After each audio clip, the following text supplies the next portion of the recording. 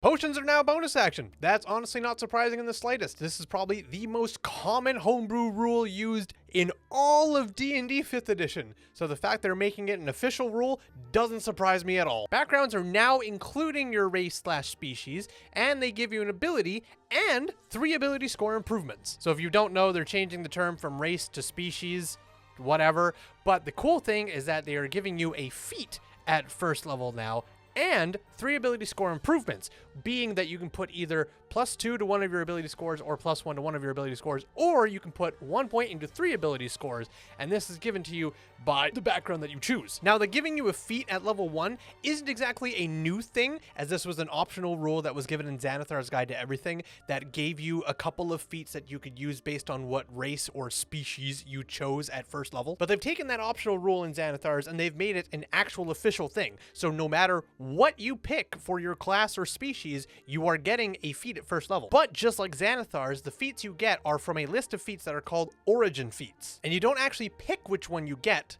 you are given one based on what background you choose. So basically the way they want you to do it is you pick your class first, you then pick your background, and then you pick your species. Class, of course, giving you all the class options like you'd normally get, your species giving you your species stuff, and then the background giving you your origin feat and your ability score improvements. There are also over 400 spells in the player's handbook, most of them being remade to work in the new version, but a lot of them being brand new. This is a quality of life update that I'm really happy for. Creatures like mounts or druids that can change into wild shape forms, and familiars and beasts that you can get with the Beastmaster Ranger are all included with their stat blocks in the player's handbook. So if you need to know your mount or your familiar or your summoned spell, stat block, any of that shit, all of it's now in the player's handbook now. So you don't need the monster manual as well. They did say, however, that if you are playing a Circle of the Moon druid, you will still need a monster manual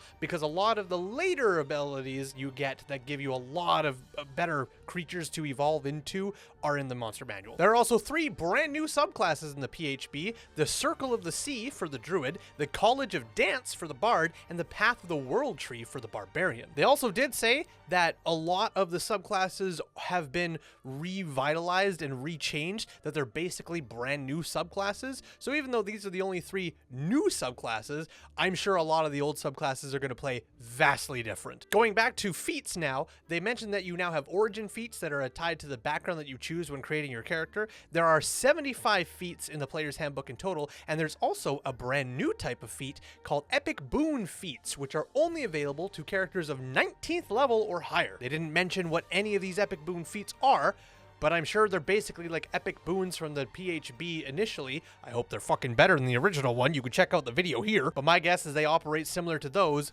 but they're now feats instead of a temporary boon. Likewise, fighting styles are now feats. So previously, if you were playing a class that let you pick a fighting style for that class, that's not a thing anymore. Fighting styles have now been re-emerged into feats options. Inspiration. Before we continue, how many dungeon masters use inspiration? Do you use inspiration in your games? Does your DM give you inspiration in your games? Me personally, I use a different version of inspiration. I do a homebrewed like playing card version. You can check out what I do here, but they're remaking inspiration. It is now called Heroic Inspiration, and you can use this on any roll. Heroic Inspiration is a reroll for any roll, not just a d20. Overall, that's neat. I like that it's any roll, not just a d20. It doesn't just give you an advantage. That's kind of neato.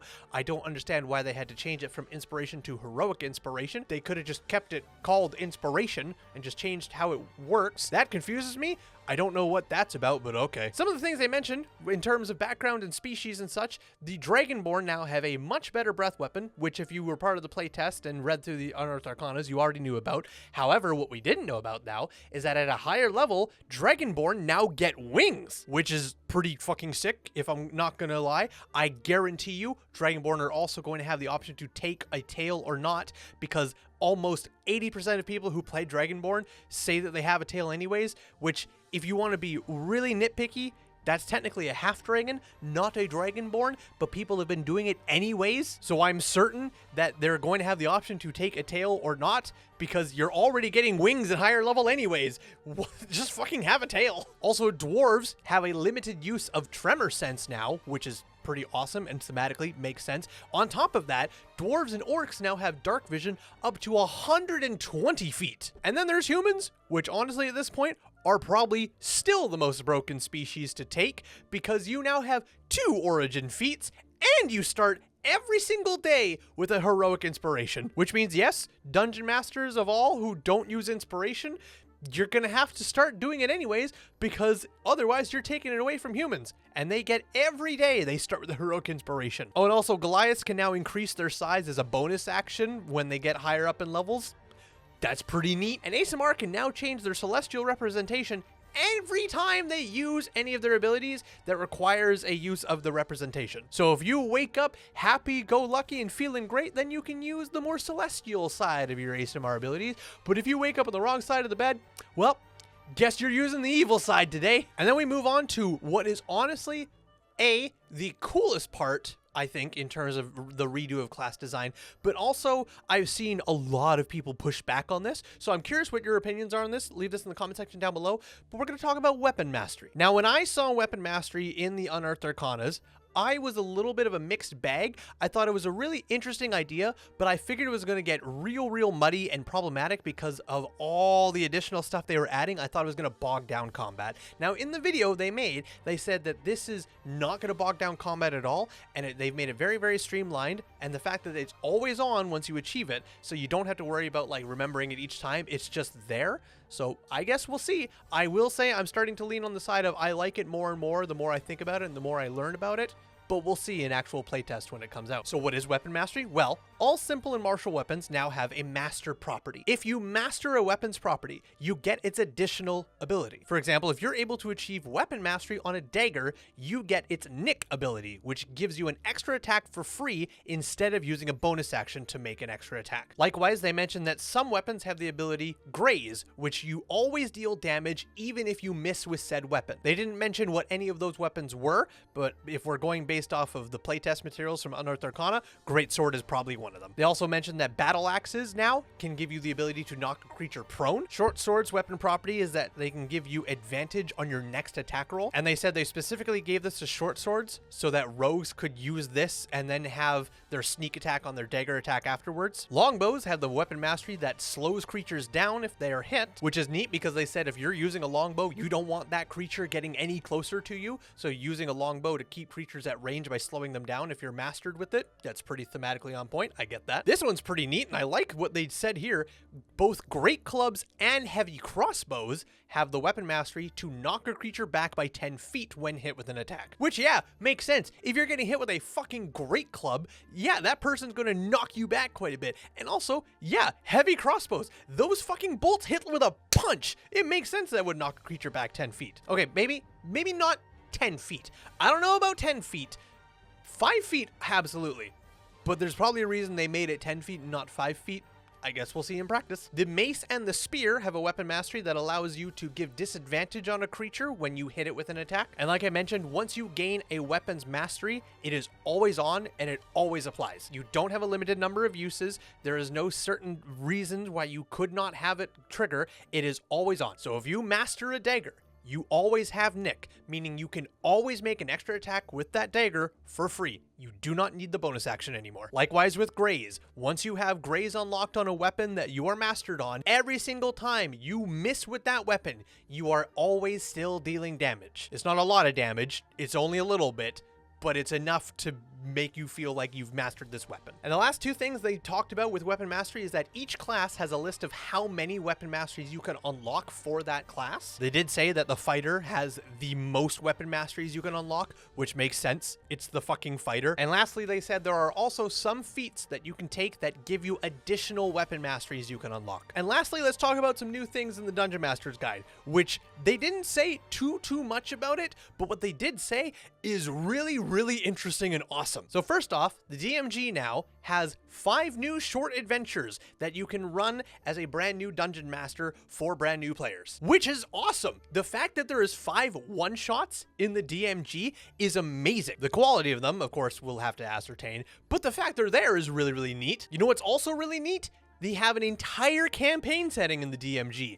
The whole campaign setting of Greyhawk is in the DMG as an example campaign setting for Dungeon Masters to use if they want to build adventures in a campaign. They can use Greyhawk, and all of it's in the DMG. My guess is those 5 short adventures that are also in the DMG probably also take place in Greyhawk. And then they talked about what is honestly one of the coolest things as a Dungeon Master myself that I am really interested to take a look at. Bastions are player strongholds that unlock for players at 5th level. Each player can have one of these, and they are meant to be self-managing, so even while you are not with them, even if you're not at your bastion, it is still operating even when you are not there. And on top of that, it is even operating when you're not playing a regular game session of D&D, because they mentioned that each one of these player bastions have a mini game associated with them that can happen whenever.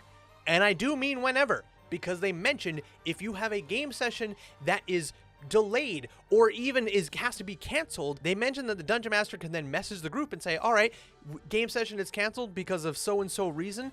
Let everybody have what is called a bastion turn, which again they mentioned is like a mini game associated with that player's bastion that can happen outside of regular game sessions. They didn't mention anything about how it works or anything, just that it's a mini game that operates in or out of regular player sessions, and the players do not need to be at their bastion for this to happen, which is really cool. It's like an evolved version of player housing or player strongholds, and you don't have to be there for it to happen, which means the players don't have to suddenly worry about, well, if I leave on the adventure, what's going to happen at home? That doesn't matter anymore. There's a whole rule set for it, and that's fucking awesome. I will say the only thing about it that has me a little weary is that they mentioned that bastions are meant for every player starting at 5th level, because I'm certain that a lot of players are probably going to want to have like one collective bastion that they all own and operate, like one player stronghold. And I have to believe there's a version of that in the DMG, because I don't know how many parties, if they're averaging 6 players, that's 6 player strongholds, all separate things that have to have their own ecosystem running, which, don't get me wrong, is very, very cool, and I would be totally fine with that. But I feel like there's gotta be a rule system in play if everybody wants to have like one collective stronghold that they all own and operate, and they can all run whatever this mini game is for it. And even if there isn't, I'm sure an experienced DM can look at the rule system they have for bastions and make just one dope bastion for all their players if that's something they're interested in. But all in all, that's what's been revealed for Player's Handbook DMGs so far. Not a whole lot has been revealed on the monster manual, except for the fact that they mentioned that there is a ton more new monsters, and a lot of like regular monsters now have really powerful versions of said monsters. Like, for example, they mentioned that the vampire in the original 2014 monster manual, there was only one stat block for it, but now there's like a low-level vampire, which is a person still becoming a vampire,